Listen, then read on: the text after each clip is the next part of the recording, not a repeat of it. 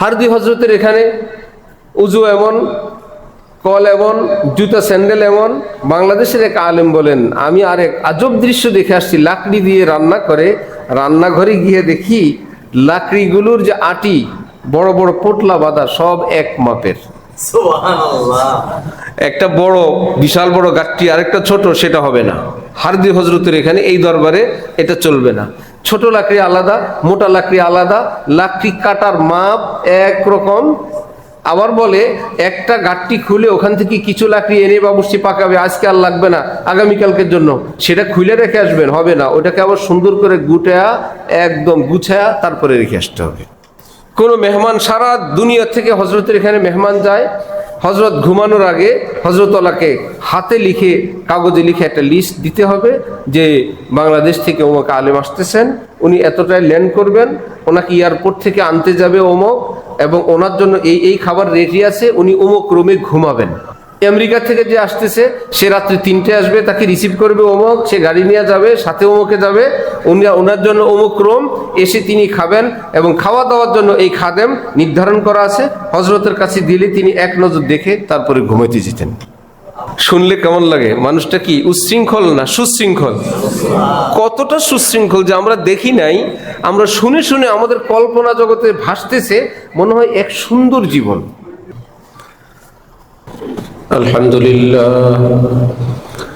আলহামদুলিল্লাহ ওয়াকাফা ওয়া সালামুন আলা ইবাদিহিল্লাযীনা ইসতাফা, আম্মা বা'দ। فأعوذ بالله من الشيطان الرجيم. بسم الله الرحمن الرحيم. قل إن كنتم تحبون الله فاتبعوني يحببكم الله ويغفر لكم ذنوبكم والله غفور رحيم. صدق الله مولانا العظيم. وقال رسول الله صلى الله تعالى عليه وسلم: لا إله إلا الله ليس لها حجاب دون الله حتى تخلص إليه. وقال رسول الله صلى الله تعالى عليه وسلم: من كان آخر كلامه لا إله إلا الله دخل الجنة. وقال رسول الله صلى الله تعالى عليه وسلم: من أحب سنتي فقد أحبني ومن أحبني كان معي في الجنة. أو كما قال النبي عليه الصلاة والسلام.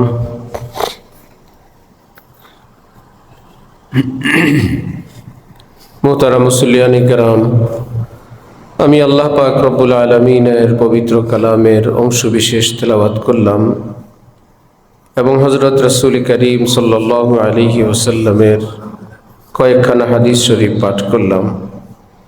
আল্লাহ পাক কুরআন শরীফ এবং হাদিস শরীফের কামিল হেদায়েত আমাদের সকলকে নসিব ফরমান। দ্বীনের সহি বুঝ আল্লাহ পাক আমাদের সকলকে দান করেন। মুসলিম মিল্লাতের সকল মুসলমানকে নসিব ফরমান। হযরত রাসূল করিম সাল্লাল্লাহু আলাইহি ওয়াসাল্লাম ইরশাদ করেন: মান আহাব্বা সুন্নতি ফাকাদ আহাব্বানি ওয়া মান আহাব্বানি কানা মাই ফিল জান্নাহ। যে ব্যক্তি আমার সুন্নতকে ভালোবাসবে সে প্রকৃতপক্ষে আমাকেই ভালোবাসলো, আর যে আমাকে এভাবে ভালোবাসলো সে তো আমার সাথেই জান্নাতে থাকবে। নকশে কদম নবী के हैं जन्नत के रास्ते, अल्लाह से मिलाते हैं सुन्नत के रास्ते। এই পৃথিবীর রাজা, বাদশাহ,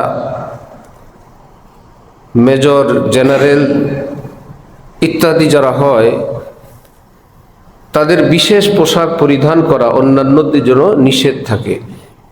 এটা সরকারি মানুষের, এটা মেজর জেনারেলদের ইত্যাদি ইত্যাদি। কিন্তু আল্লাহ পাক দয়া করে আমাদেরকে আল্লাহ পাকের পেয়ারা হাবিব হযরত রাসূলুল্লাহ সাল্লাল্লাহু আলাইহি ওয়াসাল্লামের মতো হওয়ার অনুমতি দিলেন এবং হুকুম করলেন।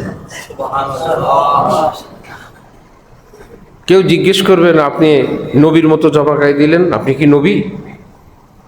আপনি নবীর মতো দাড়ি রাখলেন? আল্লাহ পাক বলেন, আমি আমার বান্দাদেরকে ক্ষমা করতে চাই, আমার নবীর মতো সাজাইতে চাই। আমি নবীর মতন যাকে দেখব আমি তাকেই ভালোবাসবো, তাকেই মাফ করে দিব। রহমতে হক বাহানা মি জোয়াদ বাহা নমি জোয়াদ। হযরত খাজা আজিজুল হাসান মজজুব রহমতুল্লাহ আলাই ইংরেজ আমলের ডেপুটি কালেক্টর, দাড়ি রাখলেন, অফিসে যান, অনেকেই তিরস্কার করে। তিনি এসে হাকিমুল উম্মত হযরত থানবীর নিকট বললেন, হযরত, দাড়ির অপরাধে অনেকে আমাকে তিরস্কার করে, কটূক্তি করে। হযরত বললেন, যদি কিয়ামতে আল্লাহর হাতে পুরস্কার পেতে চান, মানুষের তিরস্কার সহ্য করে যান। এত জোশে আসছেন তিনি, আল্লাহ, আমি দাড়ি রাখার জন্যও পুরস্কার পাবো, মানুষের তিরস্কার সহ্য করার জন্যও পুরস্কার পাবো, তাহলে তো আরো মজা। আমি কিয়ামতে আল্লাহ পাকের দরবারে গিয়ে বলবো, তেরে দোস্ত কি ইয়া রব শবাহত লেকে আয়া হো, হकीकत इसको तू कर दे मैं सूरत लेके आया हूँ। আল্লাহ, ১৫০০ বছর পরে আমি পৃথিবীতে এসেছিলাম, আমি শুনতে পেলাম আপনার হাবিব, যিনি আপনার সবচাইতে প্রিয় মানুষ, তার চেহারা মোবারকে দাড়ি ছিল।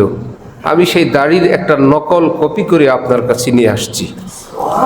আল্লাহ, আসলের বরকতে নকলকে আপনি মাফ করে দেন। আমি দেখি নাই, আমি শুনছি আপনার নবী दाढ़ीवाला ছিলেন। अगर दाढ़ी रख लेने से चेहरा बदनुमा लगता तो दाढ़ी मेरे सरकार के चेहरे पर न होते। দাড়ি রাখার কারণে যদি কারো চেহারা অসুন্দর লাগতো, কমপক্ষে আল্লাহ পাক নিজের নবীর চেহারায় দাড়ি থাকতে দিতেন না। কারণ তিনি আল্লাহ পাক তার পছন্দ মতো সর্বশ্রেষ্ঠ বস্তু দিয়ে নবীজিকে সাজাইছেন, যে এভাবে সাজলে আমার কাছে বেশি ভালো লাগে, দাড়ি এভাবে রাখলে ভালো লাগে, মোচ ছোট রাখলে ভালো লাগে, আপনি জুব্বা পাগড়ি পরলে আমার ভালো লাগে, এই লেবাস পরলে আমার ভালো লাগে। যেগুলো আল্লাহর সবচেয়ে বেশি ভালো লাগতো, আল্লাহ পাক সবগুলোকে নবীকে দিয়ে পরায়া এবার দেখলেন, এবার আপনাকে আমার সবচেয়ে বেশি ভালো লাগে, এই ড্রেস ঠিক আছে।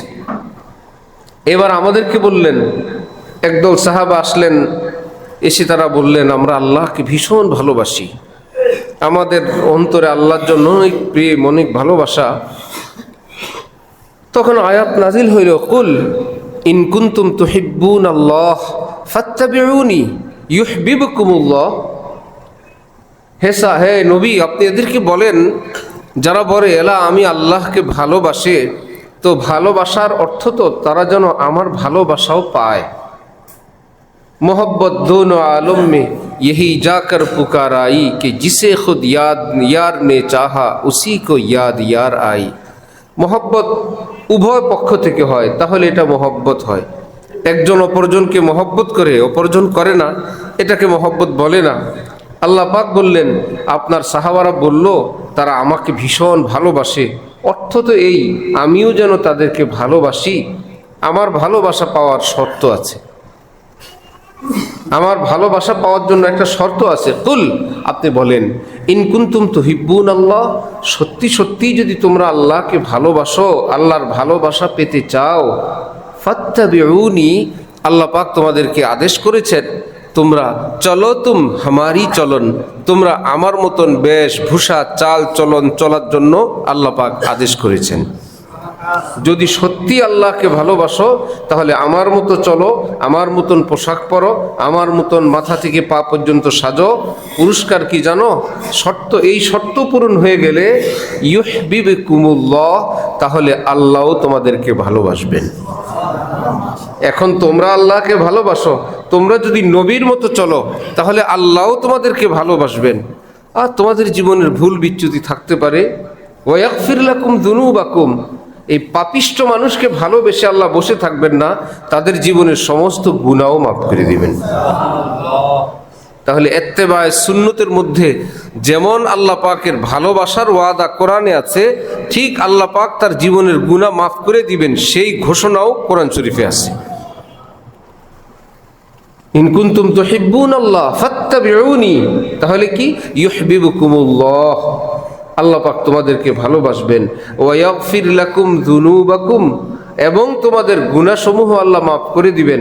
আল্লাহু গফুরুর রহিম, আল্লাহ পাক তো ভীষণ ক্ষমাওয়ালা, ভীষণ মায়াওয়ালা। গফুরুনের পরে রহিমুন বললেন।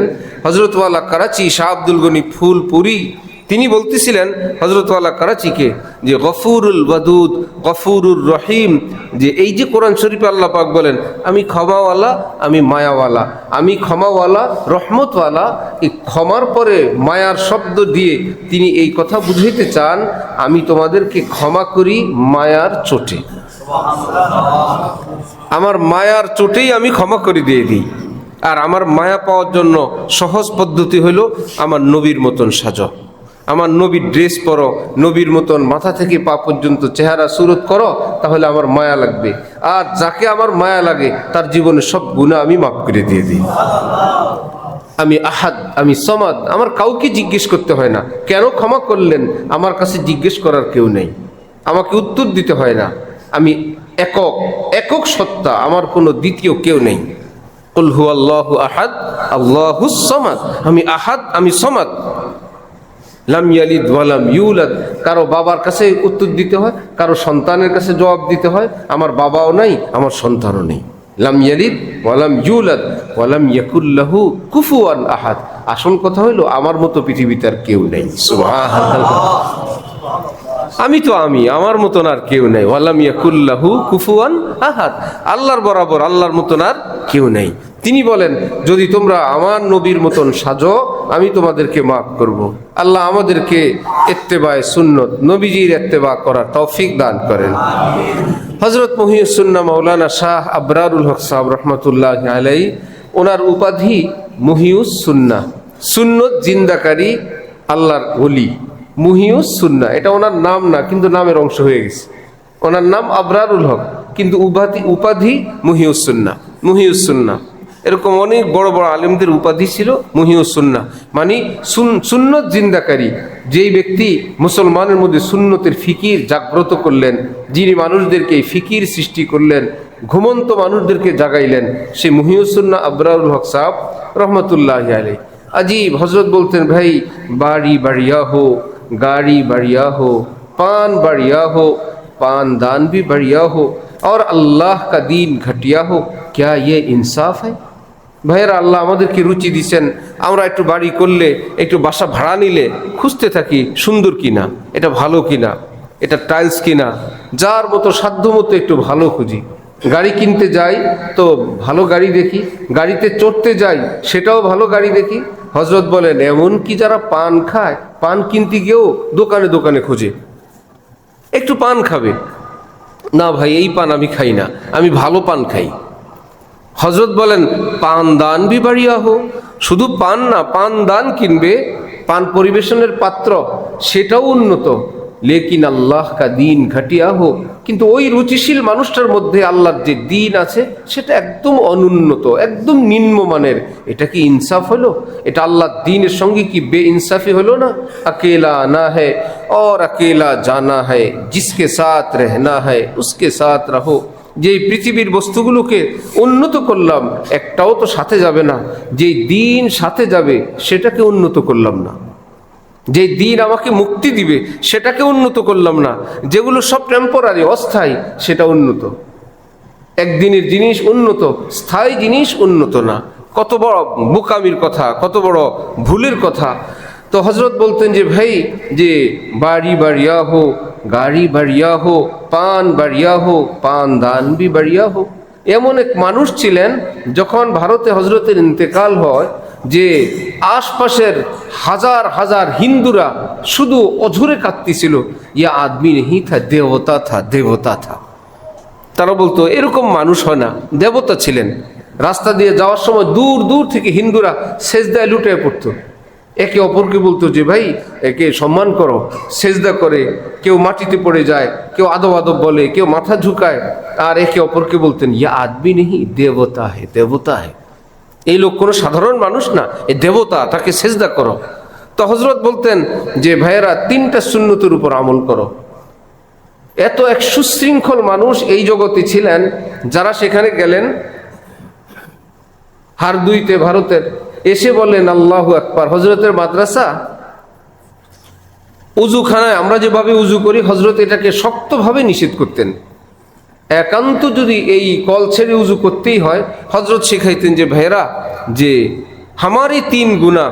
হযরত মুফতি শফি সাহেব রহমতুল্লাহি আলাইহি খলিফা যে এই কিতাব লিখছেন, মুফতি সাক্কারভি সাহেব, কি আব্দুর রউফ সাক্কারভি, যে মুসলমানরা কঠিন কঠিন 3 গুনায় লিপ্ত, দিনদার পরহেজগাররা। এর মধ্যে একটা হলো উজুতে পানির অপচয়। পানি অপচয় করা কি সগীরা গুনাহ না কবিরা গুনাহ? কবিরা গুনাহ। কে করতেছে? নামাজি সাহেব। কবিরা গুনাহ মানে আল্লাহকে সবচাইতে বেশি খেপানো। কবিরা গুনাহ মানে সবচাইতে বেশি আল্লাহকে অসন্তুষ্ট করার গুনাহ। যেই ব্যক্তি আল্লাহকে সন্তুষ্ট করার জন্য মসজিদে রওনা হলো, সে মসজিদে আসছে আল্লাহকে খুশি করার জন্য, আসার প্রস্তুতির সময় আল্লাহকে ভীষণ ক্ষিপ্ত করে অসন্তুষ্ট করে রওনা হয়েছে। আল্লাহ পাককে সাহাবাই কেরাম কে নবীজি বললেন 3 বার উজুর অঙ্গ প্রত্যঙ্গ ধুইতে পারবা, এর বেশি যদি হয় তাহলে সীমা লঙ্ঘন হবে, অপচয় হবে। সাহাবীরা বললেন যদি আমরা নদীতে উজু করি, সাগরে উজু করি, সাগরের পানি সাগরেই পড়লো, নবীজি বললেন তারপরেও 3-এর অধিক ধোয়ার পারমিশন নাই, তখনও অপচয়ের গুনাহ হবে। নদীর পানি নদীতে পড়ছে, তারপরে অপচয়, 3-এর অধিক পারমিশন নাই, তোমাকে এই পানি ব্যবহারের জন্য 3 বারের পারমিশন দেওয়া হয়েছে। তাহলে আমরা যদি উজু করার সময় নিচে একটা গামলা বালতি দিয়ে উজু করি, তাহলে আমরা দেখব এক উজুতে 1 গোসলের পানি চলে গেছে। আর গোসল বলবেন এইটুকুন পানিতে আধা বালতিতে গোসল হয় নাকি? জি হয়, 100 বার হয়, 100 বার আধা বালতিতে হয়, 5-7 লিটার পানিতে গোসল হয়। কারণ খেয়াল করবেন, আমরা গোসলের সময় মগের মধ্যে পানি নিয়ে যে মাথায় ঢালি, এই পানিটা কি খুব পাতলা হয়ে লাগে না বেশ ভারী হয়ে? ভারী। তাহলে ভারী হলে আমার আপনার গায়ে পানি লাগলো, পানির নিচের স্তরটা, এই উঁচা ফুলা যে পানিটা, ওটা আমার আপনার গায়ে লাগে নাই, ওটা বাইরে এমনিতেই পড়ে গেছে। একটা মোটা জিনিস যখন আমার আপনার গায়ে লাগে, এটার প্রথম স্তরটা গায়ে লাগে, তার উপরের অংশগুলো তো লাগে না, ওটা তো অতিরিক্ত।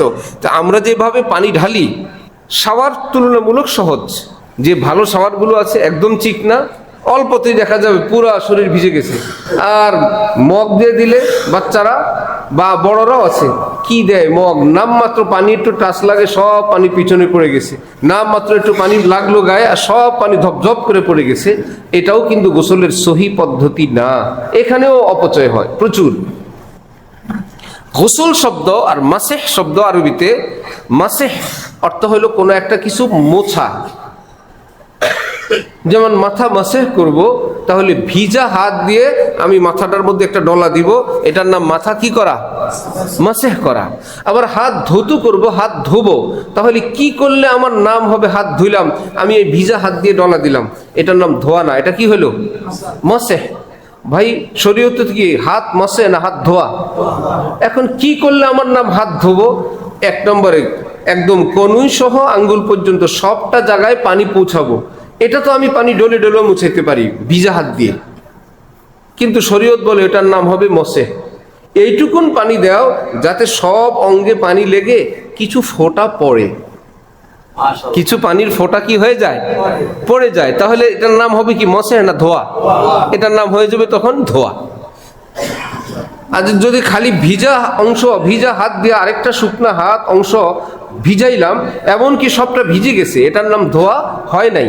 হ্যাঁ, ভিজাইতে গিয়ে এতটুকুন ভিজছে যে কিছু পানি ফোঁটাও পড়তেছে, তাহলে এটার নাম কি হয়ে যাবে? ধোয়া। তাহলে ধোয়া যদি হয় এই অর্থে, এইবার খেয়াল করেন, সামান্য একটু পানি নিলাম, চেহারা ধোবো, অল্প একটু পানি দিয়ে ভালো করে চেহারাটা ডলে আগে সব জায়গায় পানি পুছাইলাম। এবার আরেকটু পানি নিয়ে যদি আরেকটু আলতোভাবে দিলাম, একটু নিচের দিকে পানি পড়লো, আবার দিলাম, নিচের দিকে ঝপঝপ করে পানি পড়ে গেল, এটার নাম কি হয়ে গেল? খোঁজ নিয়ে জানা গেল আমার আধা গ্লাস পানি খরচ হয়েছে বা আরো কম। চেহারা ধোয়া হয়ে গেল। এইবার আমরা কি করি? ঝপঝপ করে পানি ছেড়ে দেই না, সেটা না নিয়ে কল যদি হয় অথবা লোটা বদনা অল্প একটু হাতের চুল্লুতে তালুতে গোল করে অল্প একটু পানি নিয়ে ধোয়ার নিয়ম হলো হাতের তালু থেকে কনুইর দিকে আসবে ধোয়াটা। ইযা কুমতুম ইলাস সালাহ ফাগসিলু ওয়ুজুহাকুম ওয়া আইদিয়াকুম ইলাল মারাফিক। নামাজের ইচ্ছা করেছ তো কি করব? চেহারা ধোও আর হাত ধোও কনুই পর্যন্ত। পর্যন্ত কি শুরুতে আসে না শেষে আসে? তো কনুই পর্যন্ত যেহেতু আল্লাহ ধুইতে বলছেন, তাহলে ধোয়াটা স্টার্ট হবে হাতের তালু এবং আঙ্গুল থেকে, আর কনুইতে গিয়ে ধোয়াটা কি হবে? শেষ হবে। আল্লাহ পাক বলেন হাত ধোও কনুই পর্যন্ত।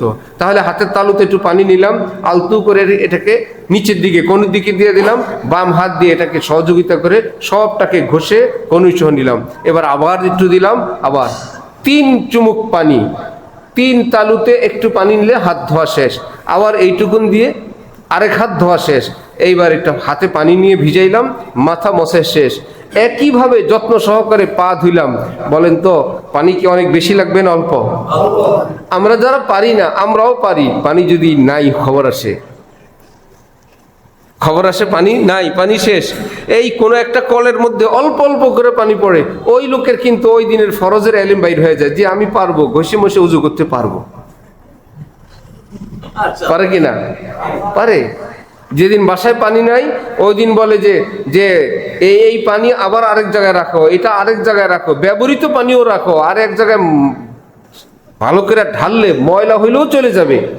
কাপড় ধোয়ার পানি দ্বিতীয় তৃতীয়বার এটা পাল্টে ফেলায়ও না, এটা রাখো। তো সেদিন সব মাথা ঠিক হয়ে যায়। তো অল্প অল্প পানি, সেখানে যদি আমরা কল ছেড়ে দেই, কল চলছে নিচের দিকে, ট্যাপ থেকে পানি পড়তেছে, আমার যখন প্রয়োজন ট্যাপের সামনে থেকে একটু একটু পানি এনে কুলি করলাম, ধুইলাম, উজু করলাম। আমি মানুষ তো আরেকটা টেনশন থাকে, পানিটা পড়ে যায়, এই কারণে একটু দ্রুতও করতে চাই। এই দ্রুত করতে গিয়ে যদি অঙ্গ শুকনো থাকে তাহলে উজু শেষ। আর যদি যত্ন সহকারে কনুই সহ ধুই তাহলে দোনো হাত আমার ধোয়াতে ব্যস্ত, ওদিক থেকে জব জব করে কল থেকে পানি পড়তেছে প্রচুর পরিমাণ। আবার আরেক হাত মাথা মশে তো আর কথাই নেই, মাথা মশের সময় লম্বা। হজরত মহিউসুন্নাহ আবরারুল হক সাহেব রহমতুল্লাহি আলাইহি বলতেন যে ভাইয়েরা, আমরা মসজিদে নামাজে আল্লাহ পাকের দিকে যাচ্ছি আল্লাহ পাকের খুশির জন্য, যাওয়ার আগেই তাকে অসন্তুষ্ট করে কবিরা গুনাহ করে তার দরবারে রওনা হইলাম। গুনাহে কবিরা, পানিতে অপচয় করা গুনাহে কবিরা।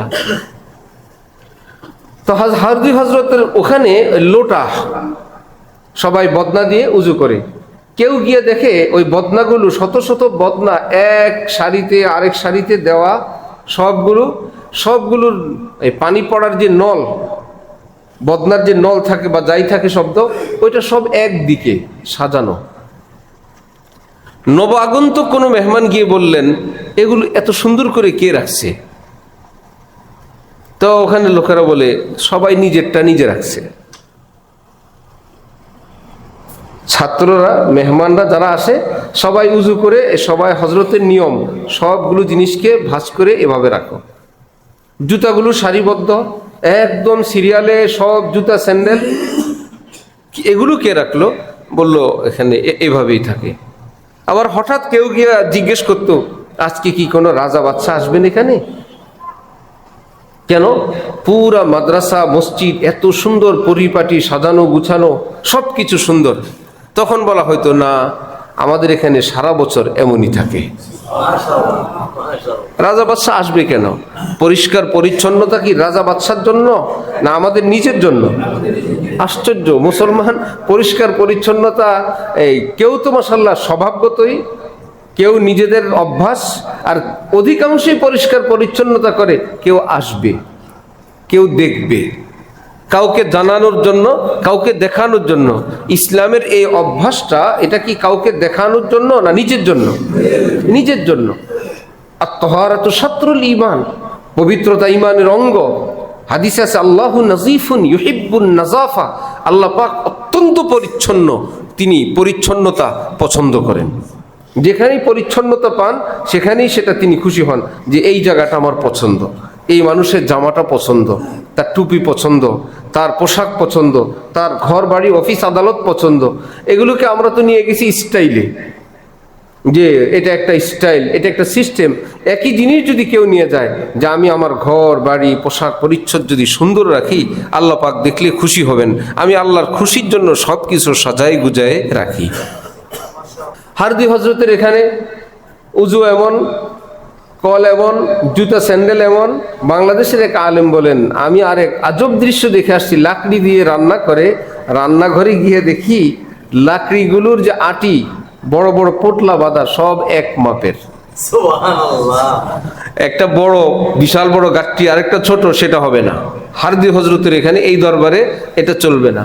ছোট লাকড়ি আলাদা, মোটা লাকড়ি আলাদা, লাকড়ি কাটার মাপ একরকম। আবার বলে একটা গাঠটি খুলে ওখান থেকে কিছু লাকড়ি এনে বাবুর্চি পাকাবে, আজকে আর লাগবে না, আগামীকালকের জন্য, সেটা খুলে রেখে আসবেন, হবে না। ওটাকে আবার সুন্দর করে গুটায়া একদম গুছায়া তারপরে রেখে আসতে হবে।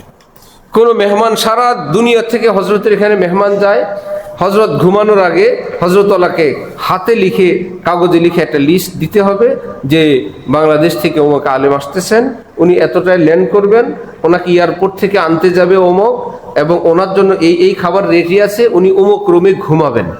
আমেরিকা থেকে যে আসতেছে সে রাত্রি 3টে আসবে, তাকে রিসিভ করবে অমুক, সে গাড়ি নিয়ে যাবে, সাথে অমুকে যাবে, ওনার জন্য অমুক রুম, এসে তিনি খাবেন, এবং খাওয়া দাওয়ার জন্য এই খাদেম নির্ধারণ করা আছে। হজরতের কাছে দিলে তিনি এক নজর দেখে তারপরে ঘুমাইতে যেতেন। শুনলে কেমন লাগে? মানুষটা কি উচ্ছৃঙ্খল না সুশৃঙ্খল? কতটা সুশৃঙ্খল যে আমরা দেখি নাই, আমরা শুনে শুনে আমাদের কল্পনা জগতে ভাসতেছে, মনে হয় এক সুন্দর জীবন, ভীষণ সুন্দর এক জীবন, এক পরিপাটি সাজানো গুছানো জীবন। বাংলাদেশের কোনো, পাকিস্তানের মস্ত বড় কোনো বুজুর্গ হজরতের কাছে গেলেন, বললেন, গেলেই বলতেন, ভাই কোরআনের পাক শোনাও, একটু কোরআন শরীফ শোনাও।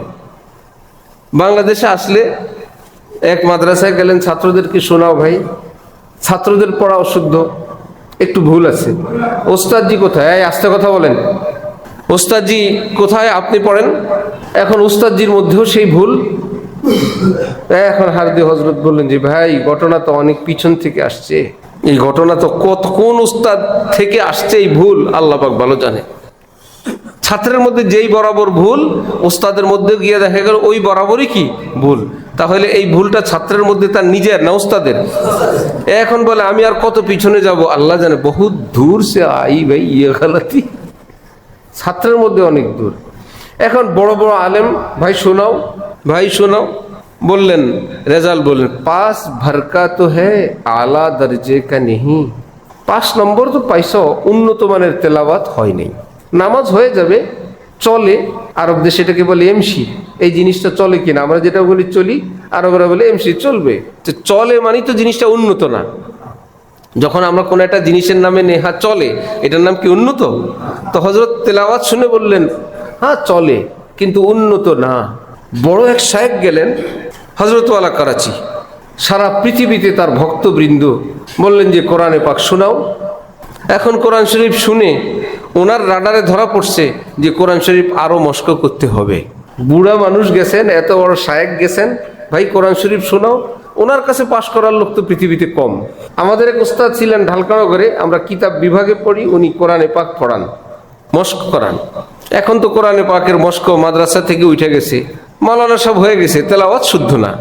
সরকারি মাদ্রাসা হইল এই গজব ভয়ঙ্কর আকার ধারণ করছে, কঠিন। অশুদ্ধ কোরআন নিয়ে মাওলানা সাহেব, মুহাদ্দিস সাহেব, মুফাসসির সাহেব বাংলা পারে, ওয়াজ খুব পারে, যখনই তেলাওয়াত করার টাইম আসে তখনই ধরা খায় যায় যে পূজিত নাই, বাংলা বক্তা। তো হারদি হজরত ওনাকে বললেন, হ্যাঁ তোমার তেলাওয়াতের যে মান, ভর্তি পরীক্ষায় তুমি আসতা যদি, তাহলে তুমি আমার মক্তবের বাচ্চাদের সঙ্গে ভর্তি হওয়া লাগতো। তোমার তেলাওয়াতের মান হলো মক্তবের বাচ্চাদের মান, সুতরাং তুমি চাইলে বাচ্চাদের সঙ্গে গিয়ে কোরআন শরীফ পড়তে পারো। কে? যিনি সারা পৃথিবীর এক বুজুর্গ, এক শায়েখ, হাজারো লাখো মুরিদ যার সারা দুনিয়ায়, তাকে যাও মক্তবে গিয়ে পড়ো ভাই।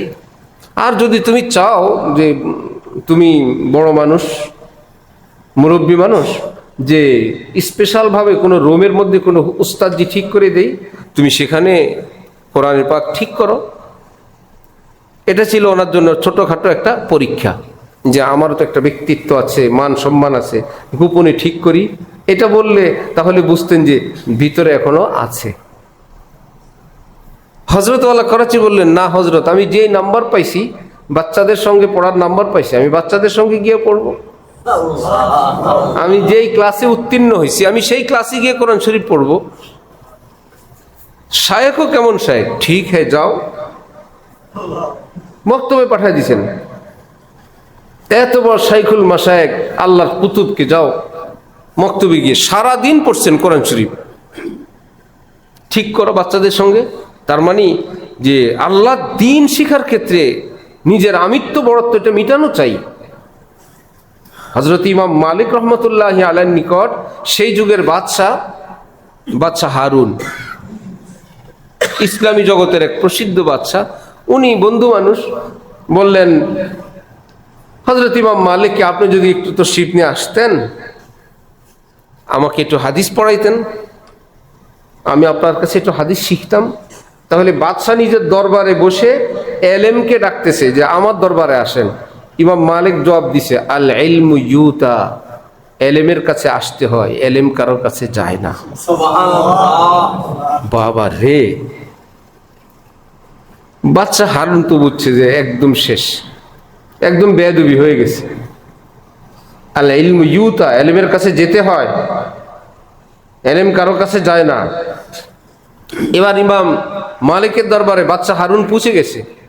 ঠিক আছে, এলেমের কাছে আসতে হবে মৌলানা, আসছি। এবার হেলান দিয়ে বসে বললেন, ঠিক আছে, এখন শুনান, এখন হাদিস পড়ান। ইমাম মালিক বললেন, মিন ইজলালি রাসূলিল্লাহি সাল্লাল্লাহু আলাইহি ওয়াসাল্লাম ইজলালুল ইলম, নবীর সুমহান সম্মানের খাতিরে নবীর বাণী এলেমকে, হাদিসকেও সম্মান করতে হয়। এভাবে হেলান দিয়ে বসছেন, মনে হয় যেন যেই জিনিসের জন্য আসছেন সেটা নাথিং কোনো ব্যাপার, স্বাভাবিক। আপনি তো এলমে দ্বীনের কাছে আসছেন, এলেম শিখতে, এলেমের কাছে ঝুঁকতে হয়, হেলান দিয়ে থাকতে হয় না। এইবার লাভ দিয়ে উঠে বসছেন, এবার আদবের সঙ্গে বসছেন যে ঠিক আছে হযরত ইমাম মালিক, দয়া করে আমাকে একটু হাদিস পড়ায় দেন। সুবহানাল্লাহ বিহামদি, জিতনি তুমহারি কুরবানি উতনি খুদা কি মেহরবানি। একবার বাদশাহ হারুনের স্ত্রী জুবাইদা বাদশাহ হারুনকে জিজ্ঞেস করলেন, আজকে বাগদাদ শহরে এত লোকে লোকারণ্য, মানুষ আর মানুষ, আলে মোলামা, মুসলমান। সেই যুগের মুসলমানরা দেখলেই তো আলেমের মতন দেখা যেত, সব দিনদার, দিনী লেবাস, চেহারা সুরত। ইমাম মালিক 93 হিজরিতে জন্ম, তা ইমাম মালিকের যুগের যদি বাদশাহ হারুন হয়, তাহলে কত আর 100-150 হিজরির ঘটনা, এখন হলো 1447। কি ব্যাপার বলল, পুরো বাগদাদ শহর লোকে লোকারণ্য, মনোজনে ফেরেশতাদের মাহফিল, অলি গলি, রাস্তাঘাট, বাড়ির ছাদ, গাছ গাছালি, শুধু মানুষ আর মানুষ। কি ব্যাপার, এত মানুষ? পৃথিবীর কোনো বড় কোনো রাজা বাদশাহ আসবেন এখানে? বাদশাহ হারুন তখন তার স্ত্রী জুবাইদাকে বলল, না রে জুবাইদা, কোনো রাজা বাদশাহ আসবে না, ইমামে আজম আবু হানিফা রহমতুল্লাহি আলাইহির ছাত্র, পৃথিবী বিখ্যাত মুহাদ্দিস ইমাম আব্দুল্লাহ ইবনে মুবারক আসবেন। ওনাকে এক নজর দেখার জন্য বাগদাদের এই সব মানুষ একত্রিত হয়ে গেছে। জুবাইদা তখন নিজের স্বামী হারুনকে, বাদশাহ হারুনকে বলে উঠলেন যে, তোমরা কিসের বাদশাহ?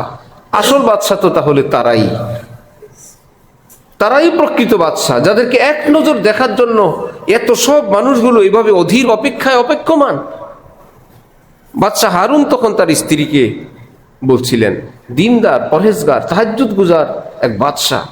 তিনি জুবাইদাকে বলছিলেন, জুবাইদা তুমি সত্যি বলছো, তারা দুনিয়ারও বাদশাহ, আখিরাতেরও বাদশাহ, তারা হাকিকি বাদশাহ, তারা সত্যি সত্যি বাদশাহ, তারাই প্রকৃত বাদশাহ। তো হযরত ওয়ালা করাচি সারা দিন কোরআন শরীফ পড়লেন মক্তবের বাচ্চাদের সঙ্গে, নিয়ে আসেন নাই।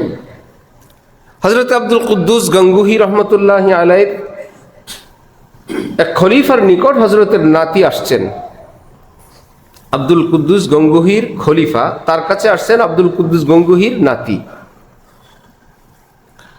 নিজের শায়েখের নাতি আসলে জিজ্ঞেস করলেন, গদিতে বসাইলেন, খুব সম্মান, কেমন আছেন আপনি? আমার শায়েখের নাতি। আছি ভালো। কি উদ্দেশ্যে আসতেন? বললেন যে আপনি আমার দাদার থেকে যে দিন শিখছেন, আল্লাহর মোহাব্বত মারিফত শিখছেন, আমি সেটা অর্জন করতে এখানে আসছি, শিখতে আসছি। এবার বললেন, আমার কাছে আল্লাহ দিন শিখতে আসছেন, আবার আমার সঙ্গে গদিতে বসে আছেন, নামেন। আমি তো শায়েখের নাতি হিসাবে আপনাকে সম্মান করলাম, এখন তো আপনার হিসাবটা আরেক রকম। আপনি তো আসছেন আমার কাছে আল্লাহ দিন শিখতে। দিন শিখতে আসলে নিজের ওস্তাদ এবং শায়েখের সঙ্গে একত্রে গদিতে বসা আদবের খেলাফ। নিচে যান। তার মানে যেটা শিখতে আসছেন সেটা শেখানো শুরু হয়ে গেছে। সেটার প্রথম মেডিসিন হলো, कुछ हो ना मेरा जिल्लत खारी का सबब है, ये है मेरा एजाज कि मैं कुछ भी नहीं हूं। কিছু আমি, আমি কিছু, এই আমিত্ব, বড়ত্ব, অহংকার, এটা মানুষের বেইজ্জতি এবং জিল্লত, অহংকার। আর আমি কিছু না, আমি গুনাহগার একজন মানুষ। ভাই, আমি মোটা তাজা সুস্থ, এটা কি আমার হাতে আছে না আল্লাহর হাতে? একটা রোগ দিবেন তো কোথায় কঙ্কাল। আমি ধনী, এই ধনটা কি আমার হাতে না আল্লাহর হাতে? কত ধনী, কত করুণ ভাবে তাদের জীবনের শেষ হলো, তো সেটাও আমার না। রূপ লাবণ্য আমার না, সুস্থতাও আমার না, ক্ষমতা তো সবাই চোখের সামনে দেখতে আছে, এটা একদমই অস্থায়ী। তাহলে আমার বড়ত্ব, ছাই যদি আকাশে উড়ে, এটা কি ছাইয়ের ক্ষমতা না বাতাসের ক্ষমতা? বাতাসটাকে উপরে নিয়ে গেছে, সেখানে অহংকারের কিছু নাই। বাতাস যখন পাল্টা টান দিবে, আবার তোমাকে মাটিতে নামায় ফেলবে। শুকরিয়া আদায় করো, তুমি উপরে উঠছো। আল্লাহু আকবার। ये है मेरा एजाज कि मैं कुछ भी नहीं हूं, कुछ हो ना मेरा जिल्लत खारी का सबब है। যে আমি কিছু, এটাই মানুষের জীবনের ধ্বংসের। হযরত ওয়ালা করাচি সারাদিন পড়লেন। সন্ধ্যাবেলায় শাহ আবরাউল হক সাহেব রহমতুল্লাহি আলাইহি ওনাকে নিয়ে আসলেন, এবার মিম্বরে বসায় দিলেন, বয়ান করো। যিনি সারাদিন মক্তবে কোরআন শরীফ পড়লেন, সন্ধ্যাবেলা আবার তাকে মিম্বরে বসায় দিয়েছেন, বয়ান করো। আর লোকদেরকে বলছেন, হাকিম আক্তার তুমকো বিরিয়ানি খিলায়েগা। হাকিম আক্তারের বয়ান শোনো, বিরিয়ানির মতো মজা লাগবে তার বয়ান। সুবহানাল্লাহ। বুজুর্গানি দিন বলেন, সকালে ছিল ফানা, সন্ধ্যায় হলো বাকা। আল্লাহর জন্য একটু মিটাইলেন, আবার বিকাল বেলায় তাকে সম্মানের সে আসন দিয়ে দিলেন। যে মক্তবে পড়ছে রেখা মনে করো না ছোটখাটো মানুষ, আমার দরবারে বয়ান করার উপযুক্ত মানুষ। তো হযরত আব্দুল কুদ্দুস গঙ্গুহি ওনার নাতিকে শুরু করলেন, নামেন গদি থেকে। বেশ মেহনত, মুজাহাদা, কষ্ট। বললেন, ওই যে আস্তাবলের পাশে একটা রুম আছে, সেখানে গিয়ে ইবাদত, বন্দিগি, রিয়াজত, মুজাহাদা করতে থাকেন। সে বেচারা সেখানে গেলেন, বললেন সেখানেই থাকেন। আর খাদেমকে বললেন একদিন যে আস্তাবলের ঘোড়ার ময়লা আবর্জনা পরিষ্কার করে আসার সময় ওই ইবাদত মগ্ন মানুষটাকে একটু হাঁটু দিয়ে খোঁচা দিয়ে দেখো তো কি অবস্থা। আসার সময় খাদেম, ময়লার খাদেম একটু হাঁটু দিয়ে খোঁচা লাগছে, লাগলে ইবাদত বন্দিগি থেকে চোখ উঠা খাদেমকে বলতেছে, না হুয়া গঙ্গু, তোমাদের দরবারে আসছি আল্লাহ দিন শিখতে, এই জন্য তুমি ময়লাওয়ালাও আজকে আমার হাঁটু দিয়া খোঁচা মারো। আমার গঙ্গু এলাকা হইলে মজাটা বুঝতা, বাদামতলি এলাকায় পাইলে হইছে। না হুয়া গঙ্গু, গঙ্গু হও নাই তো কপালটা খুলছে। এটা বলে আবার নিচের দিকে ইবাদত বন্দিগি শুরু। শায়েখের কাছে এসে বললেন, হযরত হালকা একটু খোঁচা দিছি, চোখ পাকায় বলল, না হুয়া গঙ্গু। বললেন যে না, এখনো ভিতরের আমিত্ব, অহংকার এখনো বের হয় নাই, ফুটানি এখনো রয়েছে, থাক আরো কিছুদিন, কষ্ট করুক, খায় লয়, ইবাদত বন্দিগি, মেহনত, মুজাহাদা। বেশ কিছুদিন পর খাদেমকে বলল, আজকে আসার সময় ময়লা আবর্জনা নিয়ে আসার সময় কোনো একটা ভান করে তার সঙ্গে পেঁচায় পড়ে গায়ের মধ্যে পড়ে যাবা, ময়লা সহ। সেই বেচারা ময়লা আবর্জনা সহ ওই ইবাদতরত লোকটার সঙ্গে পায়ের ধাক্কা, খোঁচা লাগছে, এই বলে একদম তার উপর পড়ে গেছে। আজকে আর নাহুয়া গঙ্গু বলেন, আজকে জলদি জলদি উঠায়া ওই ময়লাগুলো গুছায়। আর যে বেচারা এরকম অ্যাক্সিডেন্ট হয়েছে, খাদেম সাহেবকে বলে, ভাই আমি আসলে মানুষ হইতে পারি নাই, বসাও শিখি নাই, একটু সুন্দর করে বসবো আপনি চলে যাবেন সেটাও পারি না, আমি যদি এক পাশে গিয়ে বসতাম এত বড় আজকের অ্যাক্সিডেন্টটা আপনার হতো না, আল্লাহর রাস্তায় আমারে মাফ করে দেন। আমি মানুষ হইতে পারি নাই, কথাও শিখি নাই, আবাদতও শিখি নাই, একটু বসবো সেটাও শিখি নাই। আপনি আমার শাইখের দরবারের খাদেম, আপনি আমার জন্য এত বড় একটা অ্যাক্সিডেন্ট হলো, আল্লাহর রাস্তায় আমাকে মাফ করে দেন। তাকে এটা সেটা করে গিয়ে দরবারে শায়েখকে বলছেন, শায়েখ আজকে তো চোখ পাকানো তো দূরের কথা, আজকে আখলাক কেমন হয়ে গেছে। আকমালুল মুমিনিনা ঈমানান আহসানুহুম খুলুকা। নবীজি বলেন, কারো ভিতরে যদি ঈমান পাকা হয়, মজবুত হয়, তার আখলাক সুন্দর হয়ে যায়, চরিত্র ভিন্ন রকম হয়ে যায়। তার ভাষা থেকে, তার লেনদেন থেকে, তার সঙ্গে একটু কথা বলা থেকেই ঈমানের খুশবু বের হয়। আল্লাহর মানুষ এমন মানুষও হয়, সবাই কথা বলে একই কথা, কিন্তু তিনি কথা বললে কথার মধ্যে অন্য কিছু লাগে, তাকে দেখলে অন্য কিছু লাগে, হাসলে অন্য কিছু লাগে। কি ব্যাপার সেপার? ভিতর হলে ঈমানদার ভিতরে নূরে একদম সিক্ত হয়ে যায়, ঈমানদার নূরে টইটুম্বুর হয়ে যায়। তার চাল চলন দেখলে কোরআন শরীফ আল্লাহ পাক এই মানুষদের কথা বলেন, ওয়া ইবাদুর রহমান আল্লাযীনা ইয়ামশুনা আলাল আরদি হাওনা। আমার প্রিয় বান্দাদের গল্প শুনবা, তারা হাঁটে যে হাঁটাটাও আমার কাছে বড় সুন্দর লাগে, তাদের হাঁটার ঢং। ইবাদুর রহমান আল্লাযীনা ইয়ামশুনা আলাল আরদি হাওনা, জমিনে আস্তে আস্তে চলে। ইযা খাতাবাহুমুল জাহিলুনা ক্বালু সালামা। কোন দুষ্ট দুরাচার অসভ্য বেয়াদব যখন তাদের সঙ্গে ঝগড়াটে কথা বলতে আগে আসে, ক্বালু সালামা, তখন নিরাপদ পন্থা খোঁজে, ঝগড়া বাড়ায় না, সরি বলে হোক, ওই লোকের কাছে যে কোনোভাবে হোক, অর্থাৎ ঝগড়াটা সেখানে মিটে সে নিরাপদ রাস্তায় খোঁজে। ভাই ঝগড়া করতে গেলে তিনি বলবেন তা আমিও তো বলতে হবে, আখলাক শুধু তার খারাপ হবে না, আমারও তো হবে। আর কতক্ষণ ঝগড়াঝাটির মধ্যে, আচ্ছা ভাই ভুল হয়ে গেছে, ভাই বুঝতে পারি নাই, ভাই আপনি কষ্ট পাইছেন, আল্লাহর রাস্তে মাফ করে দেন ভাই। পুরো ঝগড়াই শেষ। যেই লোক ভাবছিল অনেকক্ষণ ঝগড়া হবে, তার কাছে বললো, ভাই আল্লাহর রাস্তায় আমাকে মাফ করেন, আমি তো কষ্ট দিয়ে ফেলছি, আমি তো আপনার উপর জুলুম করে ফেলছি, আমি তো অনেক বেশি লজ্জিত, আমাকে আল্লাহর রাস্তায় মাফ করে দেন। বলেন তো এই কথা বলার পর আর ঝগড়া থাকে না? যার ভুল হয়েছে সেও নির্ভুলের মতন কথা বলে, নির্দোষের মতন কথা বলতে থাকে, আর ওই ব্যক্তি ক্ষেপতে থাকে এত বড় ভুল হওয়ার পর এত বড় কথা। দুই দিক থেকে ঝগড়া আর ঝগড়া, শেষমেশ হয়তো হত্যা, খুন, মামলা মোকদ্দমা, চিরকালের জন্য দুই ব্যক্তি, দুই ফ্যামিলি, দুই ব্যবসায়ীর দ্বন্দ্ব স্টার্ট। এটা কি ফেরেশতার কাজ না শয়তানের কাজ? আল্লাহ পাক বলেন, আমার বান্দারা এমন করে না। হযরত আব্দুল কুদ্দুস গঙ্গুহিকে খাদেম এসে বলল, হযরত আজকের আচরণ তো একটু ভিন্ন রকম। ওই দিন রাতে আবার আব্দুল কুদ্দুস গঙ্গুহি ওনাকে খলিফাকে স্বপ্নে দেখেছে, এই আমি তোমাকে আল্লাহর মোহাব্বত শিখাইছিলাম, এত কষ্ট দিছিলাম, আমার নাতি তোমার কাছে গেলে এতগুলো কষ্ট দিতেছো আমার নাতিরে, আমি তো তোমাকে এত কষ্ট দিয়ে আল্লাহর মোহাব্বত শিখাই নাই।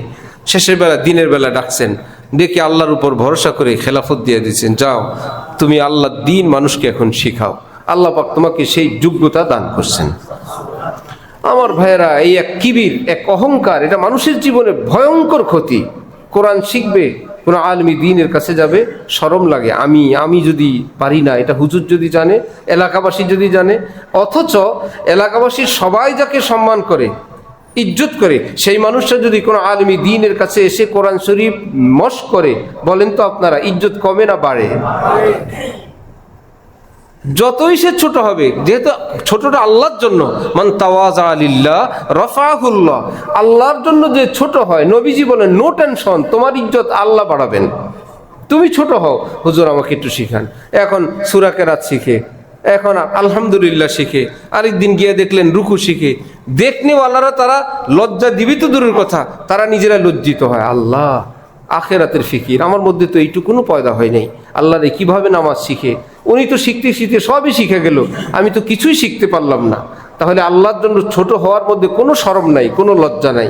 আর এই শরম, এটা শরীয়তের শরম না, যেই শরমটাকে রক্ষা করা দরকার, যে ভাই হায়া শরম রক্ষা করতে হয়, এটা রক্ষা করতে হয় না। এক আনসার সাহাবী, বুখারী শরীফের হাদিস, নিজের ভাইকে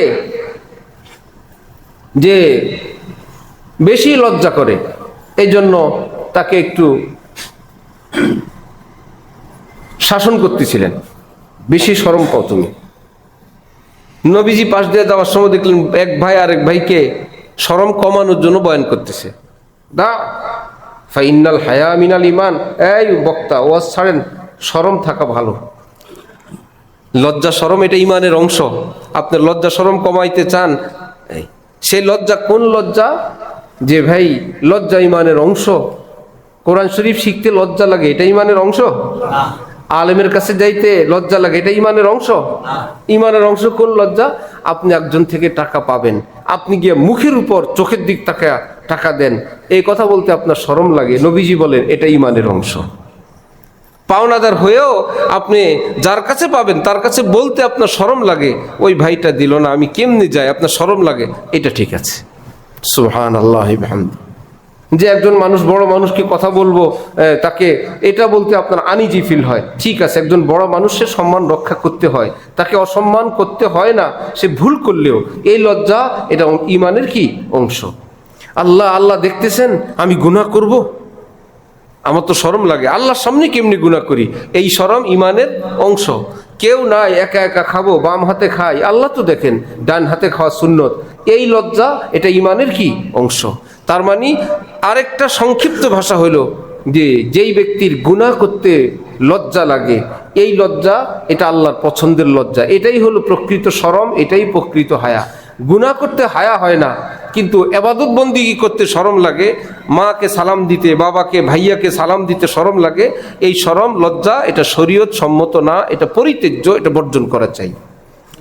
আল্লাহ আমাদেরকে আল্লাহ দ্বীন শেখার জন্য ছোট হবার তৌফিক দান করেন। তাহলে কোরআন শিখলেন। তখন হযরত হারদির কথা বলতেছিলাম, এই কথা বলতে গিয়ে আমরা লম্বা করে ফেলছি। সুন্নতের কথা মনে আছে? হযরত 3টা সুন্নতের কথা বলতেন। মুসল্লিয়ানে কেরাম যারা অনেক পরে আসেন, অনেক সময় আমার কষ্ট হয়, মন চায় আমি বয়ানটা আবার করি। যে এই ভাইয়ের আয়সা তো এমন একটা জায়গায় পাইলো যে শুরুর জরুরি একটা কথা আমি বলতে পারি নাই। ব্যস্ততা তো আমাদের থাকবেই, এটা শেষ হবে না মৃত্যুর আগে। এই জুমার দিনের জন্য আধা ঘন্টার ব্যাপার, 1 ঘন্টার ব্যাপার, আগের থেকে প্রিপারেশন প্রস্তুতি। আজকে জুমার দিন, আজকে আগে আগেই কাজ গুছাই ফেলবো, আগে আগেই গোসল করে মসজিদে যাব, আগে আগেই।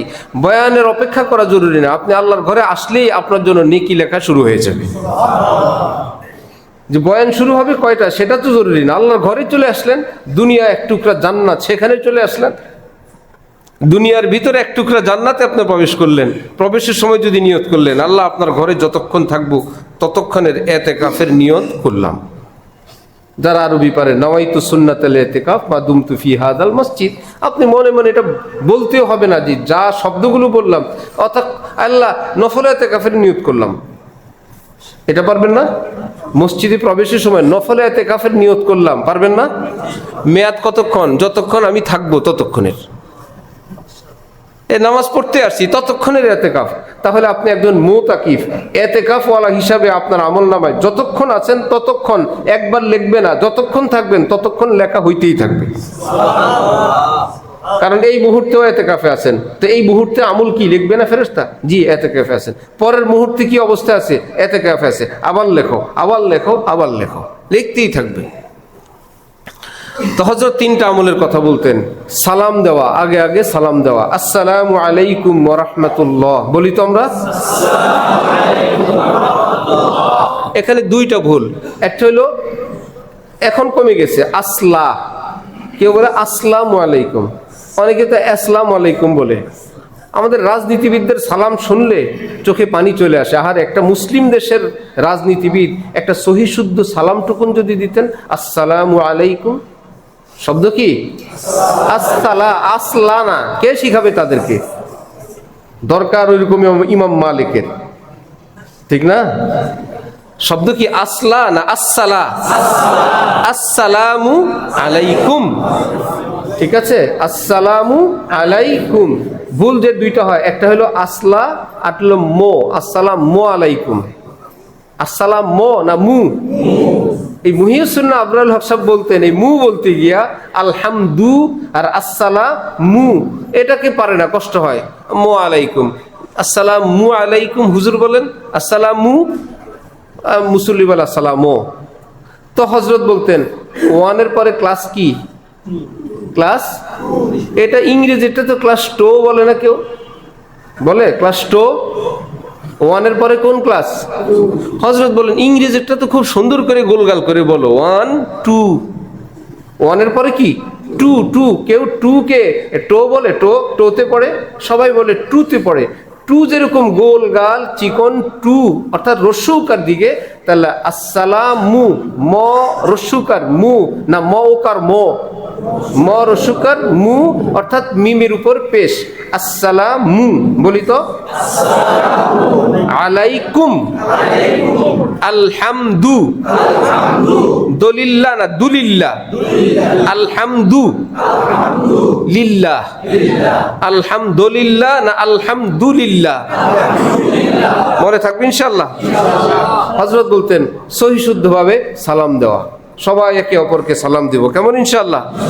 ভালো কাজগুলো ডান দিক থেকে করা, খাবো, দিব, নিব ডান দিক থেকে, ইস্তিনজা করব বাম হাতে, জুতা বহন করব বাম হাতে, আবার জামা কাপড় খুলে ফেলবো তো বাম হাত আগে, পরবো তো ডান হাত আগে। অর্থাৎ তুলনামূলক ভালো কাজ ডান দিক, ডান হাত, ডান পা, ডান দিক থেকে, আর তুলনামূলক মন্দগুলো বাম সাইড।